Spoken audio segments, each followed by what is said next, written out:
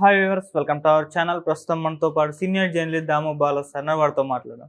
నమస్కారం సార్. నమస్తే sir, director Nag Ashwin గారు బ్లాక్ బస్టర్ కొట్టారు రీసెంట్ గా కల్కి మూవీ తోటి. అయితే తీసిన మూడో సినిమాకే ఎక్కలేని క్రేజ్ కూడా సంపాదించుకున్నారు. అయితే ఈ నేపథ్యంలో ఆయన గురించి తెలుసుకునే ప్రయత్నం అయితే నెటిజన్స్ చేస్తున్నారు సార్. మరి అతని బయోగ్రఫీ ఏంటి, సినిమాల్లోకి ఏ విధంగా వచ్చారు, మీ విశ్లేషణ ఏంటి సార్ ఆయన? నాగశ్విన్ కల్కి మూవీతో నేషనల్ వైడ్గా, ఇంకా చెప్పాలంటే వరల్డ్ వైడ్గా పాపులర్ అయ్యాడు. యాక్చువల్ మహానటితో మనకి తెలుగులో కానీ తమిళ్ సౌత్లో బాగా పాపులర్ అయ్యాడు.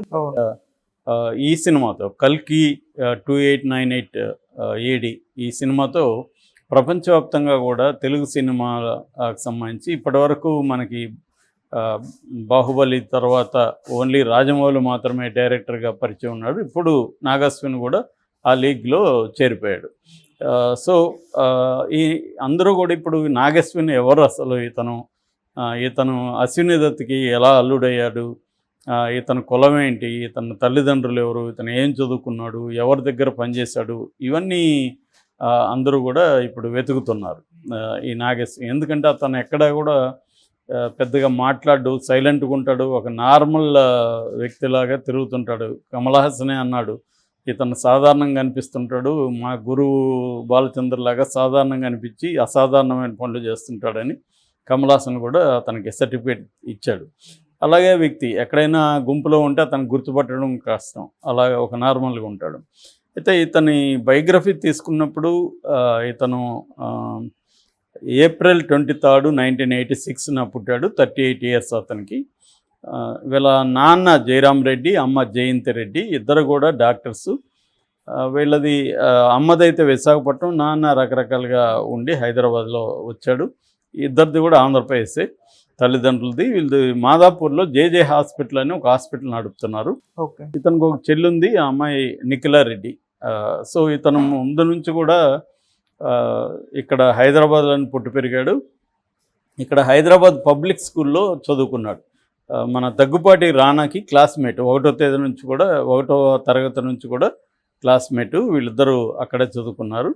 సో ఇక్కడ కాలేజీ ముగించుకున్న తర్వాత, ఇంటర్ అయిన తర్వాత తను ముందు నుంచి కూడా వాళ్ళ ఇంట్లో వాళ్ళేమో నాన్న అమ్మ డాక్టర్లు కాబట్టి సహజంగానే తమ పిల్లల్ని కూడా డాక్టర్లు చేద్దామని అనుకుంటారు. ఎందుకంటే ఓన్ హాస్పిటల్ ఉంది, తను MD చేసి వస్తే తమ హాస్పిటల్ని చూసుకోవచ్చు అనేది ఎవరైనా అనుకుంటారు. కానీ ఈ అబ్బాయికి చిన్నప్పటి నుంచి కూడా డాక్టర్ అంటే ఇష్టం లేదు. తనకి ఈ విజువల్ ఆర్ట్స్ మీద ఇంట్రెస్ట్ ఉందన్నమాట. కమ్యూనికేషన్స్, విజువల్ ఆర్ట్స్, దీని మీద అంటే ఇంట్రెస్ట్ ఉంది.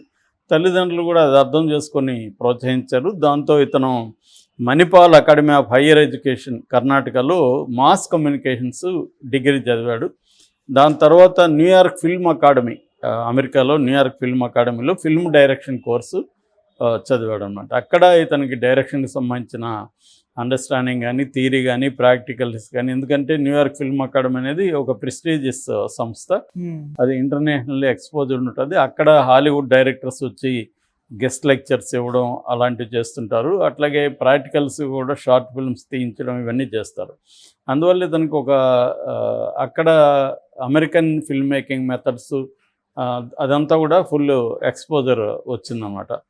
దాని తర్వాత అతను తెలుగులోనే సినిమాలు చేయాలనేది అతని కోరిక. హిందీ కానీ హాలీవుడ్ కానీ అతనిది కాదు, తెలుగులోనే చేయాలనుకున్నాడు. దాంతో అతను వచ్చి ముందు ఇక్కడ సినిమా ఇండస్ట్రీని అర్థం చేసుకోవడం కోసం అసిస్టెంట్గా పనిచేస్తే మనకు ప్రాక్టికల్గా అర్థమవుతుందని చెప్పి తనకు తెలిసిన వాళ్ళు ఉంటే అజయ్ శాస్త్రి డైరెక్ట్ చేసిన నేను మీకు తెలుసా అనే సినిమాలో ఫస్ట్ అసిస్టెంట్ డైరెక్టర్గా చేరాడు. 2008 అది. ఆ సినిమా రిలీజ్ అయింది. మన మంచు మనోజ్ వీళ్ళు చేశారు. అది మంచు లక్ష్మి ప్రొడ్యూసర్ అనమాట. సో ఆ సినిమాకి తను ఫస్ట్ అసిస్టెంట్ డైరెక్టర్. దాని తర్వాత రానా పరిచయం ఉన్నాడు కాబట్టి రానా యాక్ట్ చేసిన లీడర్ సినిమాకి రానా ద్వారా శేఖర్ కమ్ముల దగ్గర అసిస్టెంట్గా చేరాడు. సో లీడర్కి పనిచేశాడు. ఆ తర్వాత లైఫ్ ఈజ్ బ్యూటిఫుల్, దానికి కూడా శేఖర్ కమ్ముల దగ్గర చేశాడు. సో ఈ 2 సినిమాలు ఆల్రెడీ ఇతనికి American way of film making అవన్నీ అర్థమైంది. అయితే మన తెలుగులో ఎలా పనిచేస్తుంది, సిస్టమ్ ఏంటి, ఇక్కడ యాక్టర్స్ ఎలా ఉంటారు, ఇవన్నీ కూడా అర్థం చేసుకోవడానికి ఈ 3 సినిమాలు చేశాడు. 3 సినిమాలు చేసినాకే ఇంకా చాలు, మనమే ఓన్గా సినిమా చేద్దాం అనుకొని అతను ట్రై చేశాడు. ఆ క్రమంలో అతను ఎవడే సుబ్రహ్మణ్యం అనే సినిమా ప్లాన్ చేస్తారు. ఈ క్రమంలో వాళ్ళకి మన అశ్విని దత్ వాళ్ళ బ్యానర్ వైజయంత్ మూవీస్లో పరిచయం అయ్యారు. ఓకే. సో అశ్విని దత్కి మామూలుగా ముగ్గురు అమ్మాయిలు, స్వప్న దత్, ప్రియాంక దత్ అండ్ స్రవంతి దత్ అనమాట. సో మామూలుగా అయితే వీళ్ళ ముగ్గురికి వేరే జాబ్స్ ఏమన్నా సెటిల్ చేద్దాము, ప్రొడక్షన్ అనేది అమ్మాయిలకు కష్టం అనేది అశ్విని దత్ అనుకున్నారు. కానీ వాళ్ళు ముగ్గురు కూడా సినిమా దీంట్లోనే ఆసక్తి చూపడంతో ఆయన ప్రోత్సహించాడు వాళ్ళని. అలాగే వాళ్ళు కూడా ఫస్ట్ షార్ట్ ఫిల్మ్స్, తర్వాత ఈయన చేసిన సినిమాలకి సహ నిర్మాతలుగా వ్యవహరించడం. నేను మన రాఘవేంద్రరావు దగ్గర సుభాష్ చంద్రబోస్ సినిమాకి పనిచేస్తున్నప్పుడు దానికి ఎక్కువగా ఈ స్వప్న ఎక్కువ ప్రొడక్షన్ అంతా చూసుకునేది. అట్లా అమ్మాయి ట్రైనింగ్ చేశాడు అశ్విని దత్. తన సినిమాలకి వీళ్ళని ప్రొడక్షన్లోకి ఇన్వాల్వ్ చేయడం ద్వారా ప్రొడక్షన్లో ఏమేమి ఉంటుంది, ఎలా జరుగుతుంది, అవన్నీ కూడా ఆన్ జాబ్ ట్రైనింగ్ వాళ్ళకి దొరికిందనమాట. ఓకే. సో అలాగా వాళ్ళు ముగ్గురు కూడా ప్రొడక్షన్లోకి వచ్చారు. కొన్ని ఇబ్బందులు పడ్డారు. ఫస్ట్లో కొన్ని ఫెయిల్యూర్స్ వచ్చాయి వాళ్ళకి. కొన్ని వెబ్ సిరీస్ దారుణంగా ఫ్లాప్ అయినాయి. గ్యాంగ్ స్టార్స్ లాంటివి ఫ్లాప్ అయినాయి. సో ఈ క్రమంలో వాళ్ళు నేర్చుకున్నారు. దాని తర్వాత ఈ క్రమంలోనే ఇతనికి అశ్విని దత్ కూతురైన ప్రియాంక దత్తో పరిచయం ఏర్పడింది. అది ప్రేమగా మారింది. ఇద్దరు కూడా కులాలు వేరు. ఇతనేమో రెడ్డి, అశ్విని దత్ మనకు తెలుసు ప్రముఖ కమ్మ ప్రొడ్యూసర్ ఆయన. రెండోది ఆయన ఎప్పుడు కూడా కమ్మ అభిమానాన్ని కూడా దాచుకునే వ్యక్తి కాదు. చాలా స్ట్రాంగ్ కమ్మ కులానికి ఆయన ప్రతినిధిగా బిహేవ్ చేస్తుంటారు. అలాంటి వాళ్ళ కూతురు రెడ్డిని ప్రేమించింది. దాంతో ఇది యాక్చువల్గా ఏంటంటే అశ్విని దత్ కూడా ఒక ఇంట్రెస్టింగ్ ఆస్పెక్ట్ అని చెప్పాలి. తన ఇద్దరు పిల్లలు కూడా, స్వప్న కూడా ఒక వర్మ అనే ఒక కుర్రాడిని ప్రేమించింది. అది శక్తి సినిమా అప్పుడు. అతను అప్పుడు జూనియర్ ఎన్టీఆర్ ద్వారా వాళ్ళ నాన్నని ఒప్పించి పెళ్లి చేసుకుంది. సో అండ్ అతనేమో క్షత్రియ, అదే రాజు కమ్యూనిటీ, ఇతనేమో రెడ్డి. అంటే ఇద్దరు కూతుర్లు కూడా ఒక ప్రముఖ కమ్మ రిప్రజెంటేటివ్ కూతుర్లు వేరే కులం వాళ్ళని పెళ్లి చేసుకున్నారు. అయితే ఇక్కడ మనం చూడాల్సింది ఏంటంటే, నేను ఇంతకుముందు కూడా చెప్పాను, upper caste rich upper caste people అనేక ఇంటర్ కాస్ట్లు చేసుకుంటున్నారు. సినిమా వాళ్ళే మనం చూస్తే ఇప్పుడు నాగ చైతన్య సమంతం చేసుకున్నాడు, రామ్ చరణ్ కమ్మ అమ్మాయిని చేసుకున్నాడు, అల్లు అర్జున్ రెడ్డి అమ్మాయిని చేసుకున్నాడు. ఇలాగ బోల్డ్ మందిని మనం చెప్పచ్చు.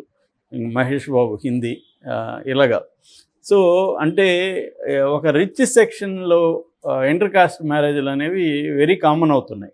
కానీ ఇక్కడ మళ్ళీ చూస్తే కులపరంగా వాళ్ళు మరీ సోకాల్డ్ తక్కువ కులాలను పెళ్లి చేసుకోరు. ఒక ఎస్సీ ఎస్టీ, పూర్ ఎస్టీ అయితే అస్సలు చేసుకోరు. తర్వాత క్లాస్ చూస్తారు, క్లాస్ రిచ్గా ఉండాలి. సో నేను ఒకసారి చెప్పాను, మా చిన్నప్పుడు బూర్జువా ప్రేమ కథ అని ఒకటి చెప్పుకునేవాళ్ళు. ఒక అమ్మాయి ఒక అబ్బాయి బీచ్లో కలుసుకున్నారు. అమ్మాయి చాలా బాగుందని అబ్బాయి అనుకున్నాడు, అబ్బాయి బాగున్నాడు అని అమ్మాయి అనుకున్నది. ఆ తర్వాత అబ్బాయి బ్యాక్గ్రౌండ్ అమ్మాయి చెక్ చేసింది, అమ్మాయి బ్యాక్గ్రౌండ్ అబ్బాయి చెక్ చేశాడు.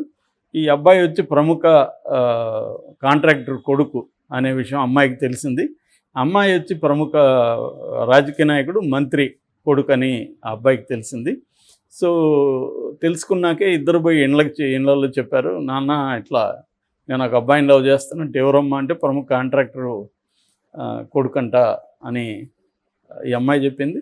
సేమ్ అట్లా ప్రముఖ మంత్రి కూతురు అని చెప్పారు.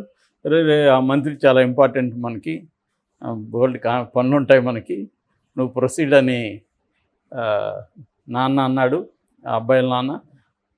ఆ కాంట్రాక్ట్తో మనకి చాలా పనులు ఉన్నాయమ్మా, మనకి చాలా ఫండ్స్ వస్తాయి అని వీళ్ళ నాన్న అన్నాడు. సో ఇద్దరు ఒక రోజు మీట్ అయ్యి ఐ లవ్ యూ అంటే వాడు కూడా ఐ లవ్ యూ అన్నాడు. సో ఇది బుర్జువా ప్రేమ కథ అనేవాళ్ళు. ఇద్దరు ఇంటర్ కాస్టే కానీ క్లాస్ ఒకటే. సో ఇలా అంటే ఒక రకంగా పెళ్ళి కూడా అది బిజినెస్. ఒకప్పుడు రాజులు చేసుకునేవాళ్ళు. ఆ రాజ్యాన్ని మనం కలుపుకోవాలంటే ఆ అమ్మాయి రాజు కూతుర్ని ఈ రాజు కొడుకు పెళ్లి చేసుకుంటే యుద్ధం లేకుండా సామ్రాజ్యాలు కలుస్తాయి. అలాగా బిజినెస్లు కలవాలన్నా, కెరియర్ల పరంగా ఎదగాలన్నా ఒక రిచ్ సెక్షన్ని వీళ్ళు కులాన్ని దాటి పెళ్లి చేసుకుంటారు. అంటే కులాభిమానం అనేది ఎట్లా ఆపరేట్ అవుతుంది అనే దానికి ఇది ఒక ఇంపార్టెంట్.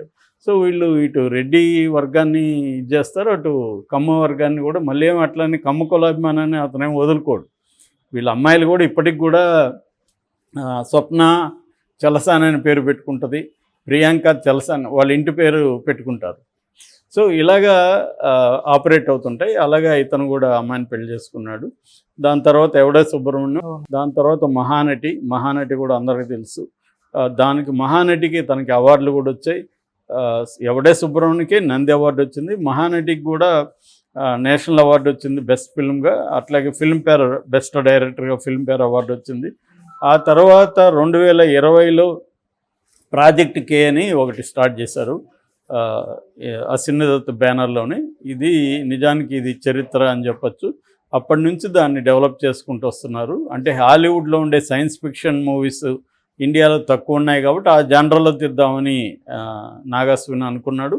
బట్ ఇండియన్ కాంటెక్స్ట్లోకి దాన్ని పెట్టాలి, అప్పుడే ఇండియన్ ఆడియన్స్కి కనెక్ట్ చేయొచ్చు అనేది కూడా అతనికి ఉంది. అందుకనే ఇండియన్ పురాణాలని సైన్స్ అండ్ టెక్నాలజీని మిక్స్ చేసి ఒక జానరాని డిస్టోపియన్ ఫిల్మ్ అంటారు ఇట్లాంటి వాటి.